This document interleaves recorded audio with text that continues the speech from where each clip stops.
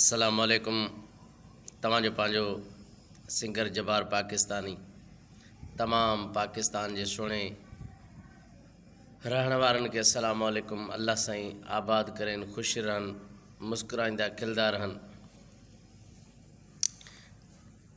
सुबुह जो हिकिड़ो मोहतरम मुमताज़ मौलाई जो वीडियो ॿुधुमि। दादा वहीद हिकिड़े जे बारे में चए पियो त मूंखां पैसा थो घुरे पियो। अदा क़ुर्बान वञाए नाले तो सुहिणा साईं, मुंहिंजा भाउ मिठा। इहे ॻाल्हियूं जेकियूं आहिनि त आवाम खे न आहिनि ॿुधाइबियूं।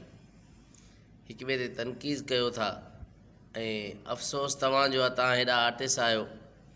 ऐं अदा वहीद हिकिड़े जो बि अफ़सोस आहे त हिकिड़ी माई जे साम्हूं वेही करे पैसा घुरणु या का अहिड़ी मिसाल जी ॻाल्हि आहे, पंहिंजूं ॻाल्हियूं कंहिं ॿिए जे साम्हूं आणणु, ॿिए जी कमज़ोरी ॾेखारणु, इहा ॾुख जी ॻाल्हि आहे त तव्हां आर्टिस्ट हिक ॿिए ते होटिंग करे ऐं माण्हुनि खे पिया ॿुधायो। पहिरियों ई माण्हू आङुरियूं घणियूं पिया खणनि सिंध जे गुलकारनि ते।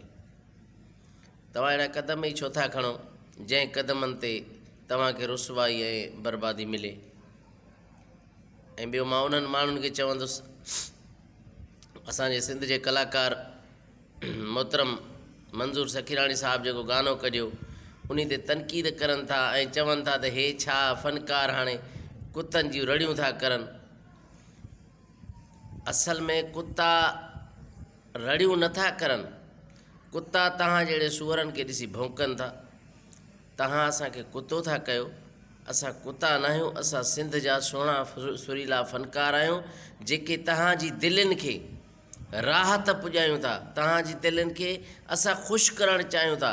जेके ॾुखनि ऐं ग़मनि में जिन खां महबूब विछड़ी विया आहिनि, जिन खे ॿाहिरि छॾे विया आहिनि, जिन खे ॿचा छॾे विया आहिनि, जिन खे ॿार छॾे विया आहिनि, जिन खे दिली दर्द पहुता आहिनि, असां उन्हनि जी दिलनि खे राहत पुॼाईंदा आहियूं।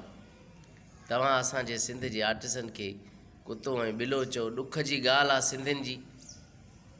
मां उन सिंधियुनि खे चवंदुसि, असां बि तव्हांजा भाइर आहियूं ऐं असां तव्हांजी दिलनि खे राहत पुॼाइण जे लाइ दर दर बाजा खणी ॻाए ऐं तव्हांखे परचाईंदा आहियूं रुठलनि खे। तव्हां असांजे लाइ अहिड़ा लफ़्ज़ चओ, ॾुख जहिड़ी ॻाल्हि आहे। ख़ुदा जे वास्ते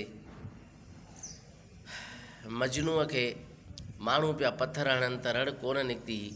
जॾहिं लैला पथर हयूं त गुल हयूं त दाह निकिरी वई उनखां मजनूअ खां। असांखे ॿिया भली धारिया जेॾा धक हणनि को असरु कोन थींदो। सिंधियुनि जो सूरु असांखे जल्दी असरु ॾींदो अथव। ख़ुदा जे वास्ते तव्हां सिंधी असांजे लाइ ईअं न ॻाल्हाईंदा कयो। असांजो साह हिन सिंध में आहे, असांजो चाह तव्हां सिंधियुनि सां आहे। तव्हां सिंधी आहियो त असां आहियूं, तव्हां न आहियो त ख़ुदा ॼाणे थो असां न आहियूं। झर झंग जिथे बि हुजूं, पंहिंजे मुल्क जा पराए, पर आहियूं त सिंधी तव्हांजा ई आहियूं। अहिड़ियूं ॻाल्हियूं न कयो असांजे लाइ ऐं असांजे आर्टिस्टनि खे ईअं न ॻाल्हायो।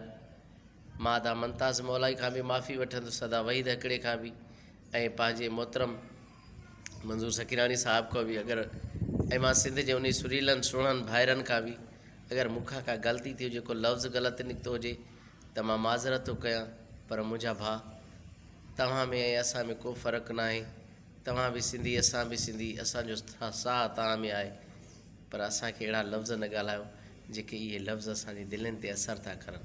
ख़ुदा ॼाणे इहा ई ॻाल्हि अथव। महिरबानी थींदी, लख थोरा। जब्बार पाकिस्तानी जे तरफ़ो तमामु सिंधियुनि खां माफ़ी ऐं अस्सलामु अलैकुम।